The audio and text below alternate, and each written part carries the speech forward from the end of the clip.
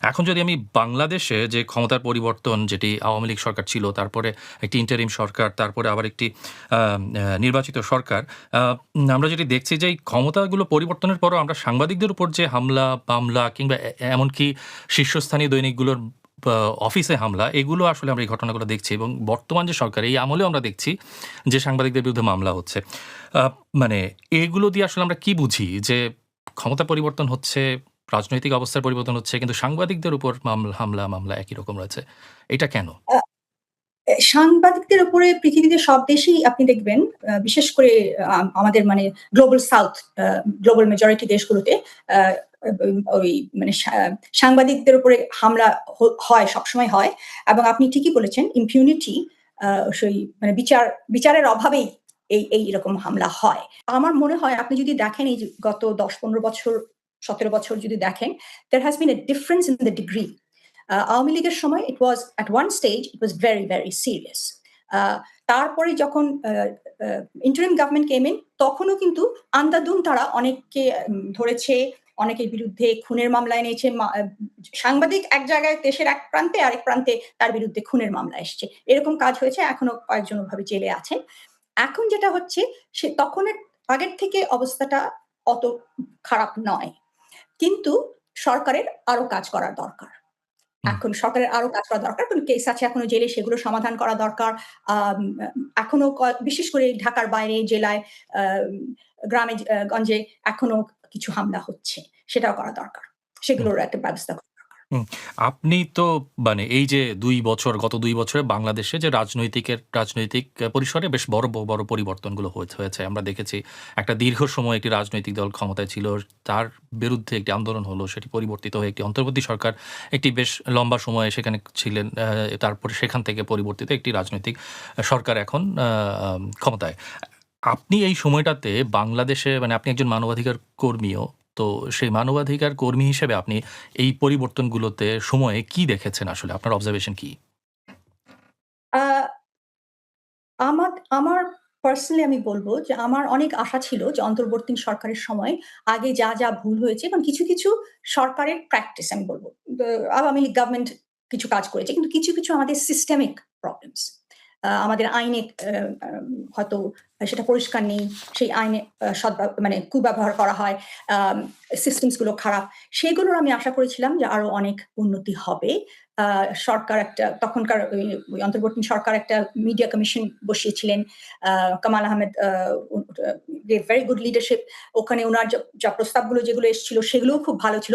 কিন্তু সেটার কোনো ফলাফল আমরা দেখিনি। এখনো দেখছি না। That worries me. যে সিস্টেমিক চেঞ্জ না আসলে এই যে আপনি বললেন এর আগে, যে অন্যায় অত্যাচার করা হয় বা হামলা করা হয় সাংবাদিকদের বিরুদ্ধে, ওইগুলো তো চলবেই। কারণ সিস্টেম তো বদলাচ্ছে না।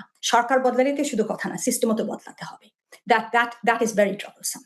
এবং অন্তর্বর্তী সরকারের সময় বেশ কয়েকজন সাংবাদিকের বিরুদ্ধে কেস আনা হয়েছিল। আমাদের ক্রিমিনাল সিস্টেমও এমন যে আমি ইচ্ছে করলে আপনার নামে একটা কেস করে দিতে পারি এবং পুলিশ এসে আপনাকে ধরে নিয়ে যাবে। সেটা আমাদের ক্রিমিনাল কোড যাচ্ছে, একেবারে ব্রিটিশ সময়কার ক্রিমিনাল কোড এখনো আছে। তো সেইটারও আ মানে অপব্যবহার করা হচ্ছে। তো সেই গুলোর কিছু সমাধান এখন করা দরকার। কয়েকটা কেস এখনো আছে এবং আমি আমার এই যে কারেন্ট ক্যাপাসিটি ইউএন এর স্পেশাল রাপোর্টর হিসেবে সেসবের ব্যাপারে আমি সরকারকে লিখেছি। যেমন ধরুন ওই যে আগুন লেগেছিল। 'প্রথম আলোর' অফিসে হামলা করা হয়েছিল। ডেইলি স্টারের অফিসে হামলা করা হয়েছিল গত ডিসেম্বরে।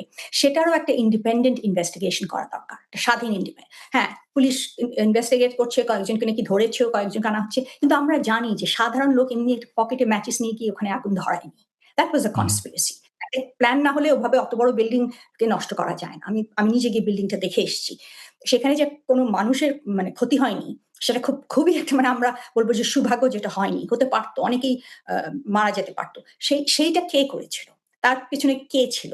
সেইটা আমাদেরকে সেটা তো একটা ইনভেস্টিগেশন করা দরকার এবং যারা করেছিল তাদেরকে তাদের বিচার হওয়া দরকার।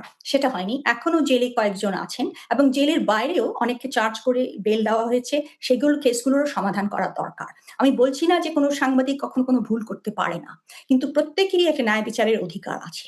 তো সেই অধিকারটা তাদের সম্মান করা উচিত এবং ইনভেস্টিগেট করেন, দেখেন কেস থাকে কিনা, এবং যেখানে না একটা সাংবাদিকের বিরুদ্ধে কেস আনা হয়েছে, বিশেষ করে এমন সাংবাদিক যারা ইনভেস্টিগেটিভ জার্নালিজম করছে, যাদের বেশ নাম আছে, তাদের বিরুদ্ধে কেস আসলে তখন একটু সাবধানে, সরকারের উচিত সাবধানে দেখার যে that is a genuine case, না তার বিরুদ্ধে কেস করা হচ্ছে because of his reporting. So hmm, hmm. That problem remains in our system, এবং আমাদের সিস্টেমে এখনো অনেকের বিরুদ্ধে চার্জ আছে, সেগুলো যত তাড়াতাড়ি করা যায় তত তাড়াতাড়ি সমাধান করা উচিত। নইলে আমি বললাম ওই যে একটা মানে সেলফ সেন্সরশিপ হয়ে যায়। And this government needs to take that into account. The government is a democratic government. We have had fair elections, and this government needs to push those issues. হুম, আমরা মানে এই অন্তর্বর্তী সরকারের সময় একটা ট্রেন্ড যেটা মানে আগেও আমরা দেখেছি কিন্তু খুব বড়ভাবে বেশি আকারে আমরা যেটি দেখেছি যে একটা হচ্ছে যে মব মোবিলাইজেশন যেটা আমরা দেখেছি এবং সেটা নিয়ে আপনিও কথা বলেছেন এবং সেটা আমরা বিভিন্ন সময় দেখেছি পুরো সরকারের সময়টাতেই সেটা হয়েছে এবং মানে কিছু কিছু অভিযোগ আছে যেমন প্রথম আলোর যে হামলা ডেইলি স্টার যে হামলা সেটার ক্ষেত্রেও যেমন আমি সম্প্রতি প্রথম আলোর সম্পাদক যারা মতিউর রহমান তার সঙ্গে কথা বলেছিলাম তিনি আমাকে বলেছেন যে মানে অন্তর্বর্তী সরকার চাইলে সেটাকে ঠেকাতে পারতো তারা সেটা হতে দিয়েছে তো মানে আপনিও কি মনে করেন যে বা মানে ওই সময়টাতে যে আমরা শুধু সেইটাটা অনেকগুলো ঘটনা দেখেছি এরকম মবের এবং সেইগুলো মানে কন্টেইন করতে সেগুলো ঠেকাতে এই অন্তর্বর্তী সরকার আসলে প্রয়োজনীয় উদ্যোগটা নেয়নি বা নিতে পারেনি সেটা কি আপনি মনে করেন?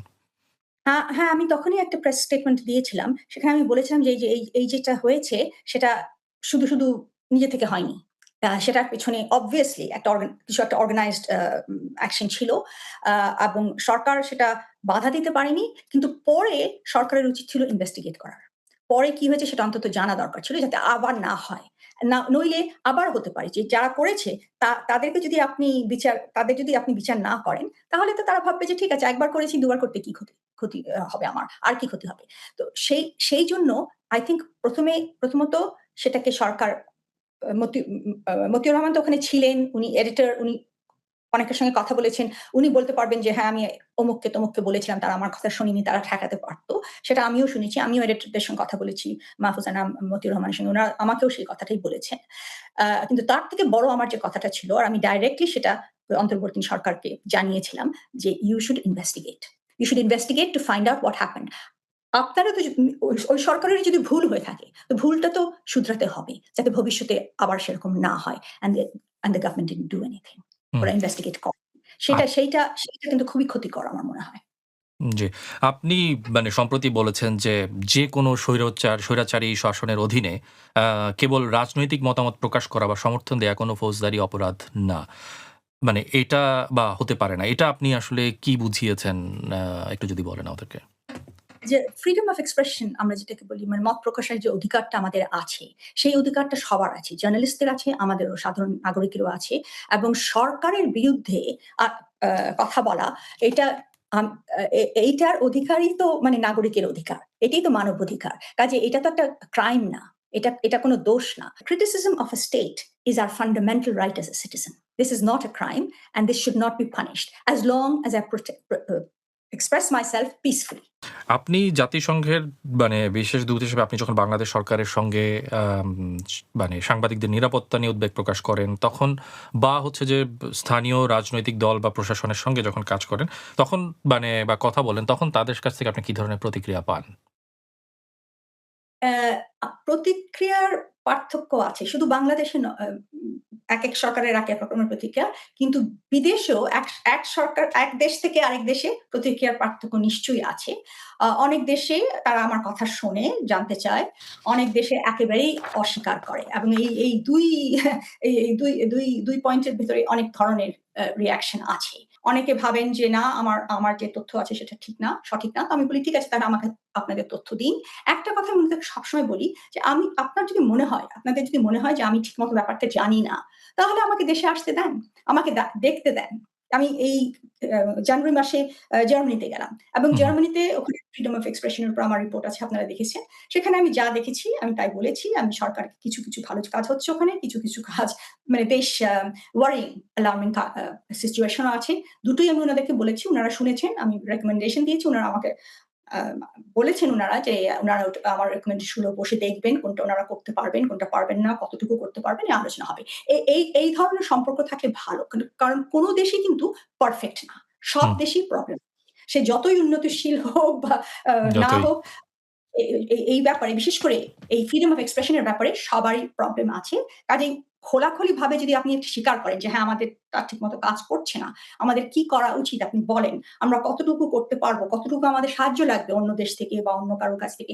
তাহলে তাহলেই না উন্নতি হবে। হুম। আপনি যদি অস্বীকার করেন যে আমাদের দেশে কিচ্ছু হচ্ছে না, তারপরে রিপোর্টারদেরকে ধরে জেলে ভরে রাখেন, তাহলে তো সেই দেশে তো কিছুই করা যায় না। হুম, মানে এই আপনি বলছিলেন যে জাতিসংঘের যে রিপোর্টস বা তাদের যে অনেক সময় হচ্ছে তাদের কথাবার্তা সেটি আসলে অনেক সরকার বা অনেক রাজনৈতিক পক্ষ তারা হচ্ছে যে সেটা মেনে নেন। আমি সেরকম একটা বিষয় আসছি যেমন জাতিসংঘের OHCHR এর যে তাদের যে ফ্যাক্ট ফাইন্ডিং মিশনের যে চূড়ান্ত রিপোর্ট সেখানে স্পষ্ট বলা হয়েছে ২০২৪ সালে জুলাই আগস্টে তৎকালীন আওয়ামী লীগ সরকার এবং তাদের সহযোগী সংগঠনগুলো সুনির্দিষ্টভাবে এবং পদ্ধতিগতভাবে ভয়াবহ মানবাধিকার লঙ্ঘন করেছে। কিন্তু আওয়ামী লীগ নেতৃত্ব এই রিপোর্টটিকে একপেশে এবং রাজনৈতিক উদ্দেশ্য প্রণোদিত বলছে এবং তারা বলছে যে এবং পরবর্তীতে জুলাই অগাস্টের ৫ তারিখের পর বা তারপরে যেই আওয়ামী লীগের নেতাকর্মীরা যেই ধরনের নিপীড়নের শিকার হয়েছেন তা সেগুলো সেখানে নেই। মানে সেই বিষয়টিকে তুলে আনছে সেখানে। তো মানে এই রকম পরিস্থিতিগুলোকে আপনি কিভাবে দেখেন? দেখেন, এই রিপোর্টটা করা হয়েছিল। এই রিপোর্টের বোধহয় মেয়াদ শেষ মানে পিরিয়ড যেটা ওরা দেখছিল, that's until the 8th of August.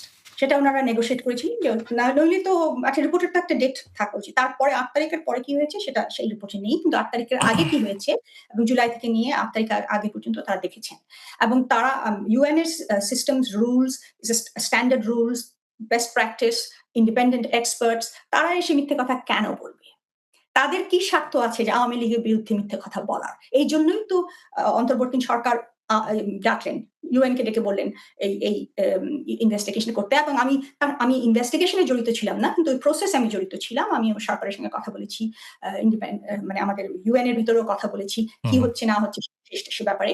তো সেইটা করা হয়েছিল বিকজ দে আর ইন্ডিপেন্ডেন্ট। এবং আমি দেখেছি অনেক দেশেই কিন্তু ইন্ডিপেন্ডেন্ট হলেও ওই গভর্নমেন্ট বলবে যে এটা ঠিক না। তো ঠিক না তো আপনারা কি বলতে চাইছেন? কিছু ফ্যাক্টস তো একেবারেই সত্য। কারণ আমি নিজে টেস্টিমনি নিয়েছি। হুম, আমি হুম, নিজে কথা বলছি যাদের ফ্যামিলিতে ছেলে মারা গেছে, যাদের আ মেয়েরা হয়তো অনেকে মিছিলে নেমেছে। তারা বলেছে তারা কি দেখেছে, কি না দেখেছে সেসব তো আমরা সবাই দেখেছি। আপনারা সাংবাদিকরাও তো ছবি তুলেছেন। ভিডিও এভিডেন্স ও আমরা দেখেছি আপনাদের। তো কাজেই সবকিছু অস্বীকার করে না এসব হয়নি। শুধু আমাদের এখন কি হচ্ছে সেটা দেখা উচিত। এখন যা হচ্ছে বা পরে যা হয়েছে হ্যাঁ, নিশ্চয়ই সেটা দেখা উচিত। কিন্তু তাই বলে আগে যেটা হয়েছে সেটা অস্বীকার করার কোন কারণ নেই। এবং হুম। the evidence is very, very clear. It is much better for the Awami League to admit they made mistakes and to seek some form of recognition, some form of apology. You cannot just say this didn't happen. Too many people saw it, it happened. Now, there may, of course, and the evidence, a lot of the evidence has been independently verified by the UN. এখন UN অন্যান্য জায়গাতেও investigation করছে এবং যখন আমরা দেখি যে investigation এ যখন সরকারকে বলা হয় যে সব ঠিক আছে, তখন সরকার হ্যাঁ, UN খুব ভালো এবং যখনই whenever the UN gives a negative report, then suddenly the UN has no credibility. It's the hmm. same process, same procedure. So I think this will do nothing but destroy Awami League's credibility even more.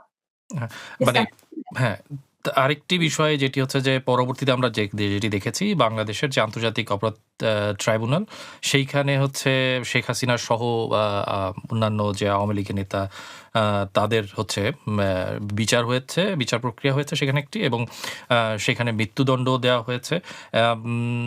কিন্তু amnesty international কিংবা human rights আমরা দেখেছি যে তারা এই বিচার প্রক্রিয়া নিয়ে বলছে। মানে একদিকে যে প্রমাণ সেটি অকাট্য যেটি যে ইউএন এর যে ফ্যাক্ট ফাইন্ডিং মিশনের যে রিপোর্টটা সেটিও সেখানে কাউন্ট হয়েছে। কিন্তু একই সঙ্গে অন্যদিকে আবার দেখছি যে এই প্রক্রিয়া নিয়েও প্রশ্ন তোলা হচ্ছে। আপনি কি দেখেছেন? কি বলবেন এটা নিয়ে? আমি এই ইনাদের স্পেসিফিকলি এই কেসগুলোর উপর আমি কাজ করিনি। কারণ এটা তো আমার যে ম্যান্ডেট ফ্রিডম অফ এক্সপ্রেশন এর বাইরে পড়ে। আ আ কিন্তু আমি মানে আমার অধিকার কর্মী হিসেবে আমার যে অভিজ্ঞতা আছে সেটা নিয়ে যেটা আমি বলব যে evidence is correct but evidence ঠিক থাকলেও আ যেকোনো লোককে যদি আপনি বিচারে আনেন তার ন্যায় বিচারের একটা অধিকারও আছে। And that person needs to have a fair trial. that is absolutely important, but that does not negate the evidence that is being used. এখন ন্যায় বিচারের মধ্যে কিছু আমি জানি না কতটুকু, কিন্তু কিছু রিফর্ম করা হয়েছিল। এই আইসিটি এখন যেটা বসছে সেটা is not the same as the ICT যেটা আগে, মানে আমাদের বাংলাদেশে যেগুলো আগে কেস হয়েছিল সেগুলোর মতো না। তারা কিছু বদলিয়েছে, কিন্তু কিছু তারা বদলায়নি। যেমন মৃত্যুদণ্ড। আপনি তো জানেন যে আন্তর্জাতিক মানে UN এর পজিশন আছে যে মৃত্যুদণ্ড ব্যবহার না করার। They have a position against the death penalty, কিন্তু ডেথ পেনাল্টি ব্যবহার করা হচ্ছে। তারা সরকারকে উপদেশ দিয়েছিল, কিন্তু সেই উপদেশটা অন্তর্বর্তী সরকার নেননি, সেই চেঞ্জ ওনারা করেননি। আরো হয়তো কিছু চেঞ্জ ওনারা করেননি, কিছু ওরা নিয়েছেন।